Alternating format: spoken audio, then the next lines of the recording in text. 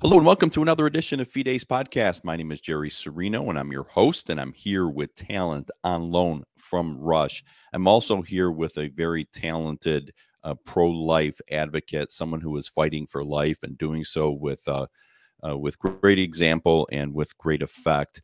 My guest is Kelly Luster. Kelly is the outreach and governmental engagement coordinator for the organization And Then There Were None, as well as the group Pro Love Ministries, and she's here to talk about both those groups and a number of other topics. Kelly, thanks for coming on. Thanks for having me on. It's good to be here. Yes, my pleasure. So let's start with the groups that you're involved in.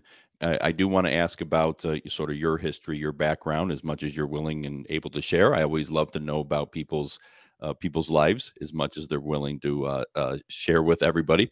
But let's start with the two groups you're a part of. Tell us about those organizations and what they do. And Then There Were None is a ministry founded by a lady named Abby Johnson. If you are a pro-life person, you probably know her. In case you don't, she was a former Planned Parenthood executive director who helped in an ultrasound-guided abortion and became pro-life. When she got out of the abortion industry, she realized that there wasn't anybody really helping other people like her leave the industry. And so she founded And Then There Were None. And so we are singularly focused. Our goal is to get workers out of the abortion industry, to transition them into work outside of that. And then in that process, to also provide them hope and healing. So we have a 3-phase healing process where they go on retreats, and then also licensed therapists, financial advisors, resume writers. Say we have over 640 workers who have left the abortion industry. I am actually a former worker, so that is how I came to be with And Then There Were None. I came as a client first and then came on staff. So the other group is called Pro Love Ministries. That was also founded by Abby Johnson. When she was doing her pro-life work, she realized that there are great things in the pro-life movement, pregnancy resource centers, for example, sidewalk advocates, but there were gaps in the movement where women were not receiving care. And so she founded Pro Love Ministries. Our main project is one called Love Line, which is a crisis line where women contact us. We find out what their needs are, and then we provide wraparound case management care. We connect them with local resources. And if clinic is another big one of our projects. And that is a comprehensive database of all the abortion providers in the United States. And so you can click on your state, find your abortion provider, and then see the actual health inspection reports on that facility. That's the good news. The bad news is the abortion industry is not regulated or mandated to report or inspect. And so many of those inspection reports are from, like in the state of Virginia, the last time it was inspected was 2018. And in 2018, every abortion provider failed their inspection report. But you can at least see those and see kind of what's happening in those areas. Yeah, I love how, the inspections are so important for every other area of medicine except the abortion industry, right? Those Right. seem to always get a pass, and even though they don't pass inspection, and if these people cared about women like they say they do, and they don't, if they did, they would be concerned about clinics that women are going to that aren't up to standards, right? I mean, it's Absolutely. important. It's important for every healthcare facility to have and meet the standards that are put forward. Okay, so I want to talk to you about, you had mentioned your background and how you were a you were a client of And Then There Were None, the organization that Abby Johnson, who's doing phenomenal work, is by the way, and it was a movie about her story and everything. So tell me about your story. How did you become what were you doing at Planned Parenthood? How did you become a client? And take me on that journey. Sure. Well, I grew up in a Christian home, but some of my first memories were shame. I remember at 3, 4 years old doing inappropriate things with dolls, and not typical like kid exploration stuff, but actual sexual acts. And then fast forward a little bit, in elementary school, I was teased and picked on and really awkward and uncomfortable. So that kind of compounded that. When I got to high school, had some friends that said, "Hey, let's go to this party." I snuck out. didn't even know that kids actually did that kind of thing, but they said, let's do it. So we snuck out, went to the party. And at that party, I was raped. And that after that, I told my friends what had happened to me, and nobody believed me because the boy that did it was a very popular boy. And they said, you know, why would he have to do that to you?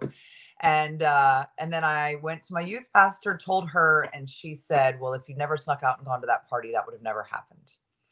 So 3-4-year-old child was compounded, and I continued feeling that through high school. And so I went to the place where I didn't feel shame, where I felt love, unfortunately, which was in the arms of young boys. And by the time I was 15, I was pregnant.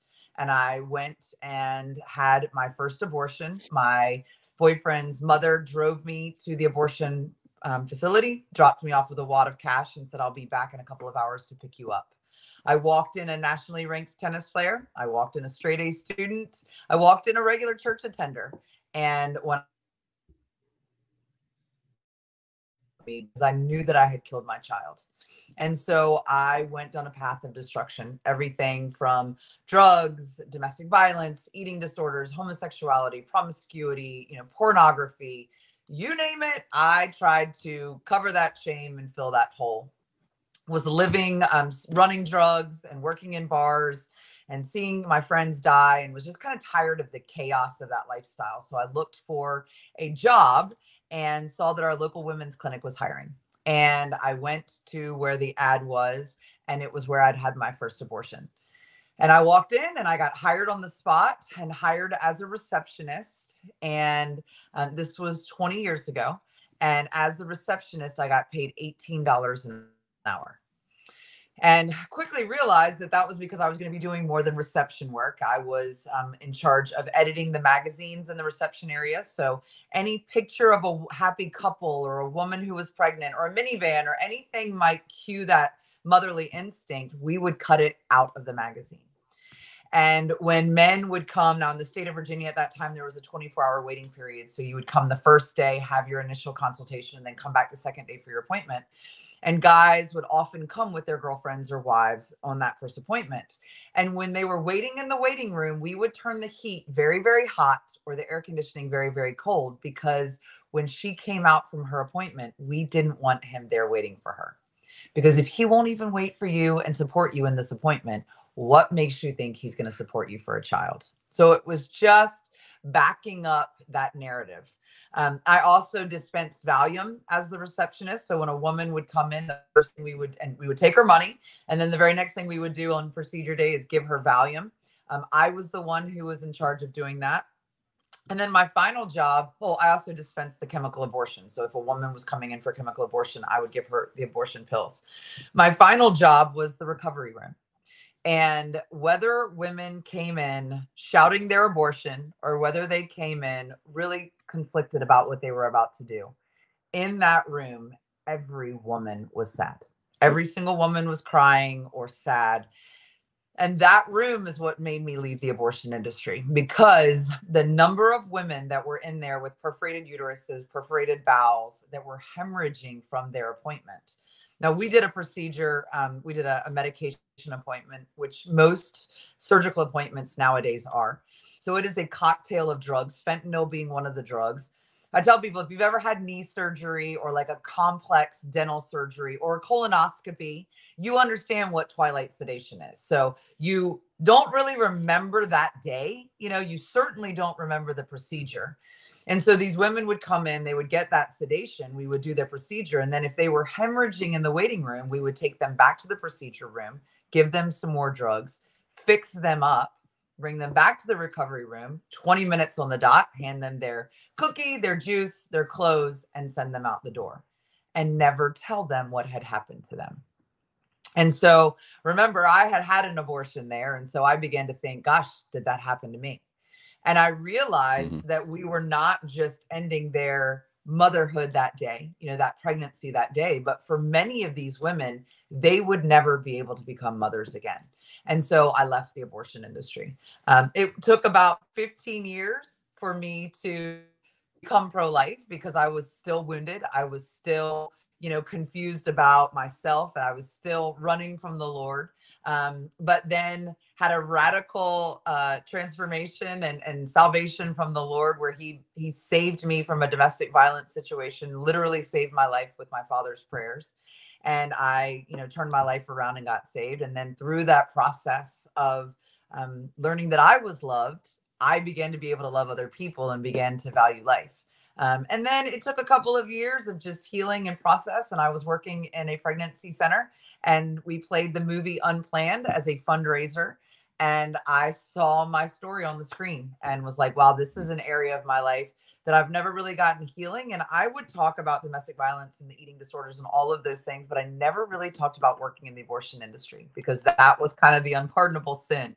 And so when I saw that, I said, this is something I need to get healing for. And so I went to the March for Life and met the team and came on as a client. And then not too long after that, came on staff. Wow, that's an amazing story. I didn't know all that. I mean, just for those listening, I mean, I knew a small amount of it, and Yeah. I didn't know that whole story. It's an amazing story. Yeah, there's so much of it. I was gonna, thinking of questions, everything, and I said, okay, how am I going to get to all this?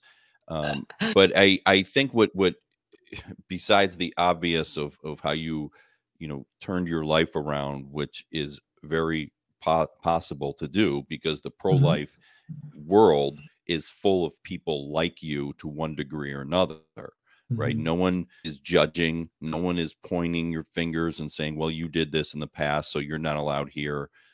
It's only the pro-life world that is helping women like you, right? Who went Absolutely. through tragedy and struggle. There, Planned Parenthood is not saying, oh, you came from an abusive relationship, or you were raped, let us help you, let us give you counseling. They're not doing that. No. But so I know we knew a lot about, from Abby Johnson's talks about, the quotas and things like that. I did not know any of that about cutting out magazines or turning the heat way up to get the man out of there. It just stuns a total manipulation of women, from Absolutely. the people that are supposed to be, supposedly caring about women. And it's really sick to me. And I love that you're out there, you're talking about letting people, yeah, it's amazing. It is amazing. I don't know what else to say. So we're in a post-Roe world, right? Roe v. Wade was overturned from the Supreme Court. What does the post-Roe world look like? Because obviously states are taking action one way or the other. What is the fight still that's out there? I am super grateful that Roe versus Wade was overturned. I'm definitely glad that there is now no longer a mandate that abortion is legal and, without exception in our country. But the reality is the abortion fight has gotten harder, to be perfectly honest with you, because now it has gone state by state, where on one hand, that is good, because a state like Texas can say, we don't want to pay for this. We don't want this in our state. But the bad side of that is a state like New Mexico now has over 80% of the women that are coming to their state for abortions are not from the state of New Mexico. The state of New Mexico, for instance, and they're kind of the forefront of this whole argument. There's a town called Las Cruces, and not too long ago, they closed down their last abortion facility. Well, there are now 4 abortion facilities in that city, and the governor has pledged to put $10 million to build a new facility, another facility in this small conservative town. And so it becomes very difficult if you are, let's say, a sidewalk advocate standing outside of that facility. And these are not women from your city. These are women from states over who have traveled, who their company has paid for them to come, or some outside organization has paid for them to come, and it's this commitment that is very difficult on the sidewalk to turn them away. And then you also have the other aspect of you're not in the state where they are to give them the resources that that they need. And so again, it makes it very difficult. So it's definitely polarized our country as far as where you can go for surgical abortion. The other issue that is, in my opinion, far more scary is the chemical abortion, which many people are kind of starting to hear about it. It's been going on for years. I've had a chemical abortion. I actually used to dispense a chemical abortion 20 years ago. So this isn't something new, but this has definitely become the more prevalent form of adoption, not adoption, excuse me, of abortion. Over 56% of abortions are done with the chemical abortion. And what that is it is currently, it is a two-step process where you take a set of, take mifepristol, which is a drug that basically blocks the progesterone that goes to your baby. So it starves your baby. And then 24 to 48 hours later, you take a second set of pills, misoprostol, which causes you to deliver the baby. Now, this is being done at home. This is being done without the supervision of a doctor. If you read the labels on these drugs, it mandates that you have an ultrasound before you do this, and you have an ultrasound 7 days after doing this to make sure that your uterus is clear. None of those two things are happening. Women are getting these drugs from overseas. They're telling them at the time they order them that they are 9 weeks and 5 days pregnant, because technically you have to be under 10 weeks. And then it is taking 4 to 6 weeks for those drugs to be delivered. And so they are now 13, 14 weeks having this happen at home. They are being instructed by the abortion industry that if something goes wrong, to go to the emergency room and tell them that you're having a miscarriage, not to tell them that you have taken this cocktail of drugs, because there's no way to prove that that is what caused this. So the abortion industry is covering their butt, basically. We are already seeing women die. We had a 19-year-old from Canada last week that was found that she died. We had another young lady this week who died. Women are dying from this procedure, and the abortion industry is not being held liable for it. Now, there is a current legislation that's going on to try to make mifeprex, which is the first round of the pill, illegal. And everybody is like, yay, when that happens, the chemical abortion is going to go away. What they do realize, there is already a protocol where you eliminate that first step of the process and you take more of the misoprostol. You do it in a different fashion. So instead of taking it in your mouth, you insert it. That process, instead of taking 20 to 30 hours for those contractions to start and for your uterus to be emptied, it now takes 20 to 30 minutes. And it is very violent. It is very traumatic. It is very risky. It is very damaging. And these women are not delivering a baby who is dead. They are delivering a live baby, because there has been nothing to kill the baby. And so we are seeing women show up with babies in their hand at pregnancy centers and saying, nobody told me this was going to happen. Nobody told me I was going to see this. And so the trauma that is happening from these procedures. Remember, I was talking about the chemical, where you take these drugs where you don't remember it. These women remember the entire thing, and they're not going to a location to do this and have it done to them. They are doing it to themselves in their home, where they have to return to the scene of the crime every day. And so the trauma from it emotionally is so much greater than it is with a surgical abortion.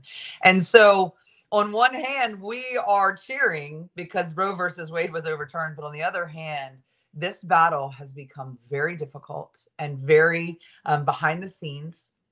It's no longer your abortion facility on the corner. It is now your CVS, your Walgreens, your Rite Aid that are dispensing these medications. Your children are getting them in the mail or getting them sent to a PO box and getting them there. And they are having these abortions in your bathroom. And so it is very sombering. It is a very sombering thing, what's currently going on with the abortion industry. And they're not being regulated or inspected. Right. And so it's even worse, everything that's going on. Yeah, that's powerful. And it's so sad to me, the way human beings are being mistreated by those that are supposed to be looking out for them, whether it's the government agencies or it's groups that are, supposedly helping women. They're not doing either of those. So this was a good segue into my last question. Sure. And that is the question of how far do you think that the left will go? Because we've had people on the left, the former governor of Virginia, your state, who talked about, hey, what do we do if a baby survives abortion? What do we do? Well, we talk about with the doctor, and in other words, we kill it. We've had the left unable to vote for born alive acts throughout the country in various states. How far will they go? Yeah, I actually testified yesterday in Virginia for the Born Alive Act, and it was voted down in special committee 5-3 because they didn't think that that was something that they should get involved in. So I think that we will see it get worse and worse. I think it's only going to get worse. I think 5 years ago, if you had said it was going to be where it is now, nobody would believe you. And I think that if you can believe a child that is born alive after an abortion doesn't deserve life-saving care, well, what makes you think a 1-month-old baby deserves life-saving care, or a 5-month? And that was the argument that they made yesterday, was if this baby is born alive and the parents do not want to give it life-saving care, then why should the doctor give it life-saving care? And it's like, okay, well, I understand that. I mean, I understand that. I don't understand it, period. But you could make an argument about it in the case of if somebody's trying to have an abortion and it doesn't go through. But what's to make that any different than a woman who has the baby and realizes, oh my goodness, I don't want to do this anymore, and they want to kill it? Or somebody who has a 2-year-old and didn't know how hard it was going to be and says, I don't want to do this anymore, I want to kill it. So I think that we are going to see it get further and further and further. We're already seeing euthanasia. The state of Vermont just now said you don't have to be a resident to come in and get euthanasia. And euthanasia is no longer for the terminal person who's, it's anybody. It could be mental issues. So we are going further and further and further in that direction. And I am concerned for where we are seeing our country go. I'm concerned for where it's going to be for our children. I'm definitely concerned about women. I believe that women are going to be dying with everything that's currently going on. We know children are dying. We know that babies are being killed, but I think that we're going to see an increase of women dying, and it is very alarming for sure. Yeah, it is. And it's a great point about euthanasia. I was actually going to bring that up, and then you did. It's happening big time in Canada. I've had guests on that have said, watch out, America, it's coming to you as well. And it already is, but it's big time in Canada.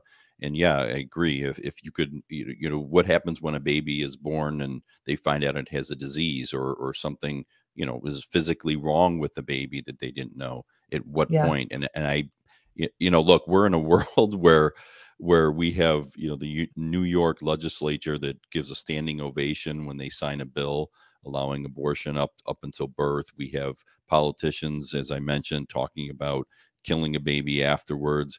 And we live in a world where the left, the same people that support all this, think that men could get pregnant. So it's not anywhere out of the realm of possibility that they will say at a 1-year-old, the 6-month-old, well, goodbye, get rid of it. It's absolutely possible. I was sitting with the chief of staff for our governor, Winsome Sears, who's absolutely amazing, last night. And she was saying that she just had left a meeting where there were 25 mothers whose children had died from fentanyl. And those mothers were talking to legislators, asking for stricter penalties for drug dealers. Not drug users, drug dealers. And those senators told these moms, well, we need to be worried about the drug pushers too. And they literally looked them in the face and said, we don't want to penalize them. We don't want to hurt them. Sorry, all of your children died, but we need to take care of the drug dealers. And that's how we are in this upside down, weird, crazy society that just right up is down and right is left. It doesn't make any sense how on one hand we're concerned about drug dealers, but we're not concerned about babies, you know. And Right. it's time for us to pray. It is time for us Well, to that's for pray because sure. it is, oh, Yeah. it is a mess. Yeah, it is a mess, and this is me commenting. This is you don't, Kelly. You don't have to agree or disagree. So this is me commenting. You're absolutely right. Everything is backwards. We're letting criminals out of jail. We're not punishing them. We're not holding people accountable. Right. We're concerned about other countries' borders, but not our own. It, Mhm. it's it, it's crazy. It's Yeah. literally 10, 15 years ago, we would be laughing at this and saying, come on, no, 130 genders. Come on. Women in or Right. men in women's sports. No, come on. You're crazy, Yeah. but yet it's all real. Yeah. It's all very real. Yeah. Well, Kelly, great testimony. That's everything. This was very, very powerful, very powerful. And I really applaud you. I'm sure it's not always easy to talk about these things. It has to be tough. I'm sure it was easy for you to sort of convert to this. I know that it takes a lot to do that. Love it. So I'm scrolling for those watching. I'm scrolling Pro Love Ministries website at the bottom. Any other ways people can connect with your organizations and support them financially, personally, if they want to get involved? Yeah, so Pro Love Ministries is the Pro Love Ministries. There's also prolove.com, which is, and then there were none. We definitely are, Mhm. we are a national organization. And so we need help with our crisis line has blown up, as you can imagine. And so we need help with Mhm. people answering the crisis line and people doing intake and people doing case management. We certainly need finances. So, you know, we're kind of putting this whole country by ourselves. And thankfully, we've got Abby, who is an amazing spokesperson for our ministry. Mhm. But we definitely could use your help with finances and just let people know that we're here. That's the other thing, you know, getting the awareness that there are organizations to help. There are organizations if you're a woman in crisis. There are organizations if you're somebody that stands on the sidewalk, you know, and you have a worker that wants to come out. Abortionworker.com is the easiest thing to tell them. We are here. We are trying to end abortion from the inside out. We're trying to make it, you know, have no workers. We're also trying to make it unthinkable. And we also testify for legislation. So we're trying to make it illegal. We're trying to get it on every front, hit it from all sides, and do the best that we can to save moms and save babies. Fantastic. Really great stuff. Great organizations, great people, great story. Kelly, love what you're doing. I'm glad we were able to connect. It took a few months Yeah. and ultimately we did. So this was fantastic. It's just been a pleasure to have you on and sharing your story. So thank you so much. Yeah. Thank you. I enjoyed it. And thank all of you to this episode of Fide's podcast. Please check out all my different podcasts on all the different podcast apps on YouTube, on Rumble, and on Wednesdays at 7 p.m. Eastern on rightamericamedia.com. So thank you again for listening, and we'll see you next time.